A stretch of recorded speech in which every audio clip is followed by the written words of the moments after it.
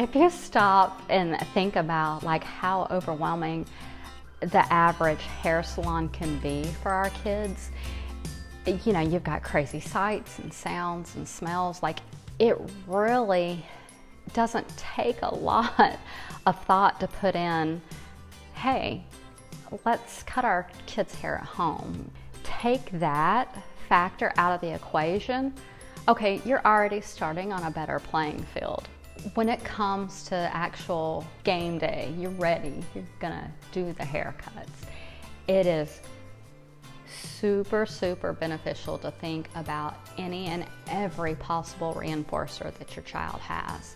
So it could be, you know, their favorite videos, having YouTube ready on TV, having any and every candy, horrible, whatever, like the things that your child is gonna possibly go for, you know, have them all.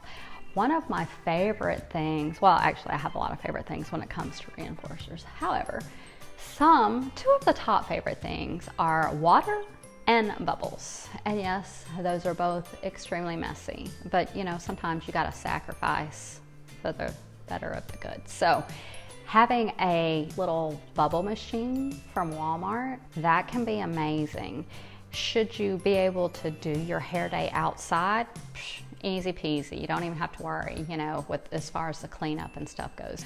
A lot of kids love water, and that's one of my favorite things to do with friends is you're going to have a water bottle, give them a water bottle. Start off, you know, spraying a little bit of water in your child's hand. You know, let them spray some on your hand. These type of fun, engaging things that will really start the play, which will in turn help when it comes time for your actual hair cutting techniques. Some of my haircut family members, like they talk about, you know, cutting in bathtubs. That's a fabulous place to cut hair. If you add bubbles, if your child tolerates bubbles, bubbles can actually help to hide the hair. So have a super bubble palooza tub party. Obviously, you can't use clippers in the bathtub, so let's all remember again that common sense is a very important factor when it comes to cutting your child's hair. There's lots of different other hair cutting techniques you can do while your child is in the bathtub, or even a little small swimming pool outside. Maybe if you have a small deck, or you know, in the driveway. There's lots of different options that water can bring that typically you don't allow your child to do. And that's something I found with having a lot of special reinforcers. Your child is going to pick up on that very quickly.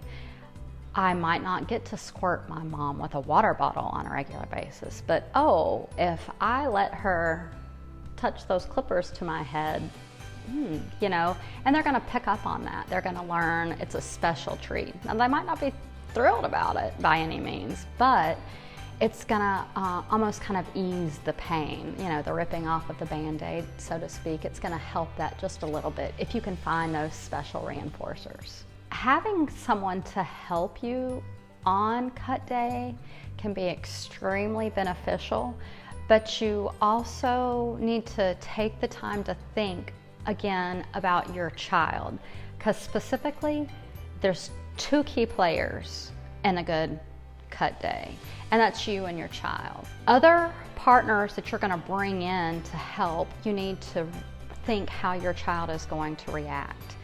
Is there someone that can help you but not be a trigger to your child? My son has difficulties a lot of times if it's more than just myself and him. He very much takes a hold of that fight or flight mentality. So if my husband is wanting to help to get the hair cut that day because my son is extremely upset, sometimes he looks at that as there's two people after me. And so that's very scary, and we don't want our children to feel that for this particular style of hair cutting. So if you have another parent, a friend, a sibling that can help in the aid of the reinforcements, that can be excellent. That can be a big game changer and very handy for you. They could constantly change a video. They can offer up different things. You will know what is best as far as the amount of how often of a change of a reinforcement that you might need. Because, let's be honest, we all have to do what we got to do when we're in the thick of it. So a lot of times you just have to just go with it. Figure out what works best for you and your child. I'm not gonna lie, when you have a lot of sleepless nights, you have a lot of things going on in our lives, which most of us do. I got a lot of fuzzy days, and that happens, and that's normal. But when you're dealing with objects that are extremely sharp and electrical types of different things that we're going to be using when it comes to hair day, you really want to take time to think about things. You want to, if you're going to use bubbles, if you're going to use water, those two things together, that's just a slip and slide catastrophe waiting to happen. So if you want to use those things and you want to use them outside, maybe use them in grass so we're not sliding. Maybe having a rug down or even a towel down, have something that can help to prevent another accident from possibly happening. I want you to be extremely careful when it comes time to using your scissors. When you're doing your scissoring on your child's head and how you hold them and what you do. And a lot of our kids are going to sudden quick movements, and it's going to be imperative that you move just as quickly as they do, because you want to prevent any type of cutting accident. You want to keep that from happening. One thing that I find very helpful for parents as you prepare, if you have an amazing partner, spouse, or friend that would allow you to do a little practicing on, and you don't even have to cut, right? Like, feeling the clippers in your hand, holding them. One of the things that's extremely important when it comes to actually using the clippers, you want the clippers kind of to slightly pull your hand.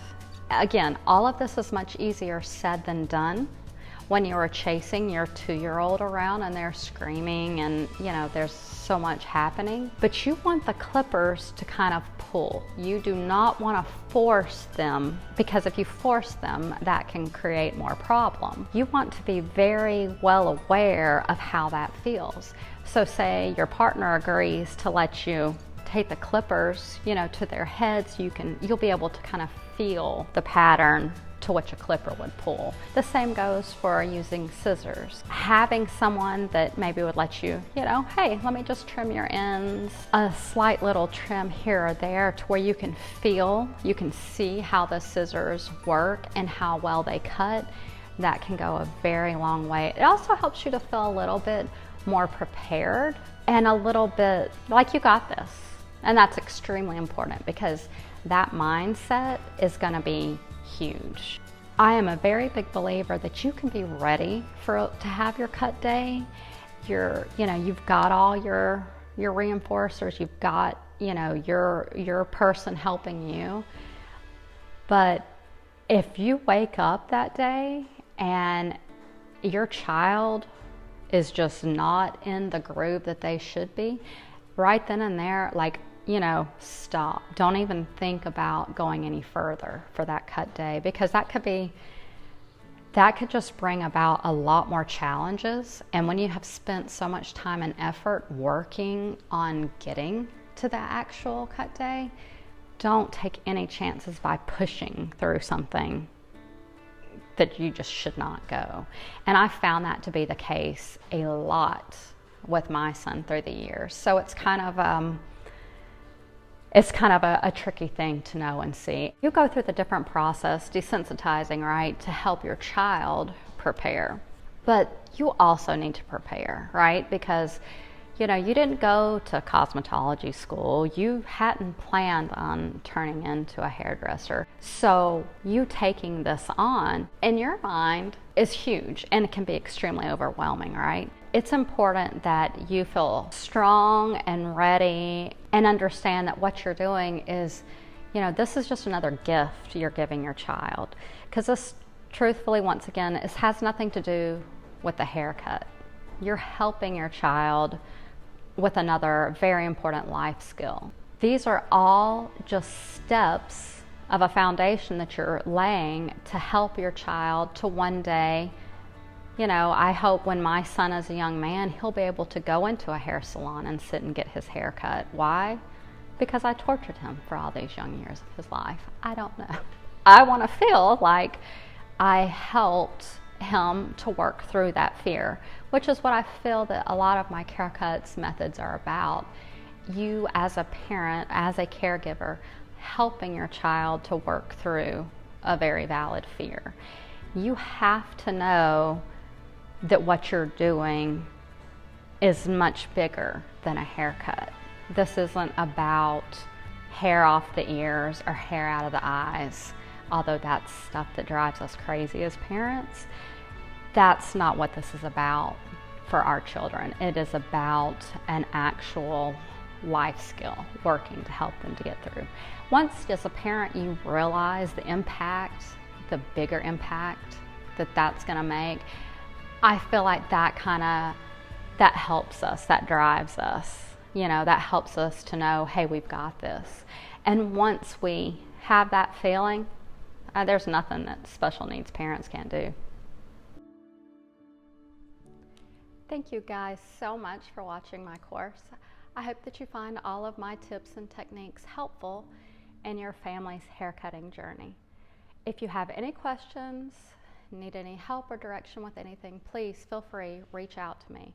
I would love to help your family in any way I can. Thank you so much. On to the next course.